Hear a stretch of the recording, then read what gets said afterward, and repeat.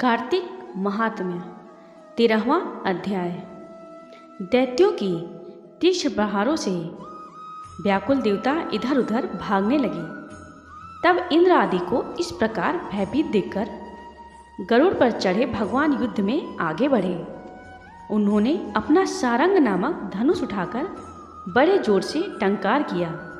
त्रिलोक गूंज उठा। पल मात्र में ही भगवान विष्णु ने हजारों दैत्यों के सिर काट गिराए। यह देखकर जलंधर के क्रोध की सीमा न रही। फिर तो भगवान विष्णु और जलंधर का महान संग्राम हुआ। बाणों से आकाश भर गया। लोग आश्चर्य करने लगे। भगवान विष्णु ने अपने बाणों के वेग से उस दैत्य की ध्वजा, क्षेत्र और धनुष बाण काट डाले तथा एक बाण से उसकी छाती में प्रहार किया। इससे व्यथित हो उसने अपनी प्रचंड गदा उठाकर गरुड़ के मस्तक पर दे मारी। गरुड़ पृथ्वी पर गिर पड़ा। साथ ही क्रोध से उस दैत्य ने अपने होठ काटे और भगवान विष्णु की छाती में भी तीक्ष्ण बाण मारा।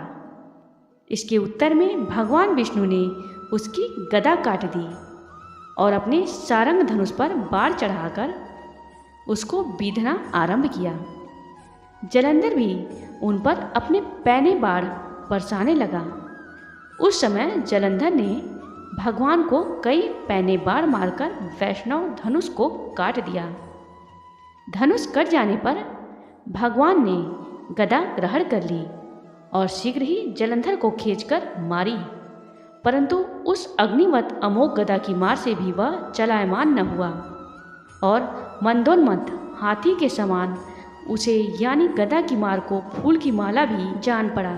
साथ ही उस युद्ध दुर्मद ने अत्यंत ही क्रोधित होकर अग्निमुख त्रिशूल उठाकर भगवान विष्णु पर छोड़ दिया। भगवान ने शिव जी के चरणों को स्मरण कर नंदक नामक त्रिशूल से उसके त्रिशूल को छेद दिया। जलंधर ने झपट कर भगवान की छाती में एक मुष्टिक मारा। उसके उत्तर में भगवान विष्णु ने भी उसकी छाती पर अपनी मुष्टिका का प्रहार किया।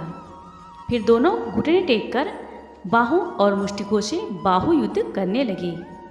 कितनी ही देर तक भगवान उसके साथ युद्ध करते रहे। जब वह कुछ श्रमित से हो गए तब सर्वश्रेष्ठ मायावी से भगवान उस दैत्य से मेघवाणी में बोले, हे रणदुर्मद दैत्य श्रेष्ठ, धन्य है जो इस महायुद्ध में इतने बड़े बड़े आयुधों से भी भयभीत न हुआ। तेरे इस युद्ध से मैं बड़ा खुश हूँ। तू जो चाहे वर मांग ले, मैं अदेय वस्तु भी आज तुझे दे दूंगा। मायावी भगवान विष्णु की ऐसी वाणी सुनकर जलंधर ने कहा, हे भावुक, यदि आप मुझ पर खुश हैं तो यह वर दीजिए कि आप मेरी बहन के साथ तथा अपने सारे कुटुंबियों सहित मेरे घर पर निवास करें। नारद जी कहते हैं, उसके ऐसे वचन सुनकर भगवान को खेद तो हुआ, किंतु उसी क्षण उन देवेश ने तथास्तु कह दिया। अब भगवान विष्णु सब देवताओं के साथ जलंधरपुरी में जाकर निवास करने लगे। जलंधर अपनी बहन लक्ष्मी और देवताओं सहित भगवान को वहाँ पाकर बड़ा प्रसन्न हुआ। फिर तो देवताओं के पास जो रत्न आदि थे उसके स्थान पर दैत्यों को स्थापित करके जलंधर पृथ्वी पर आया।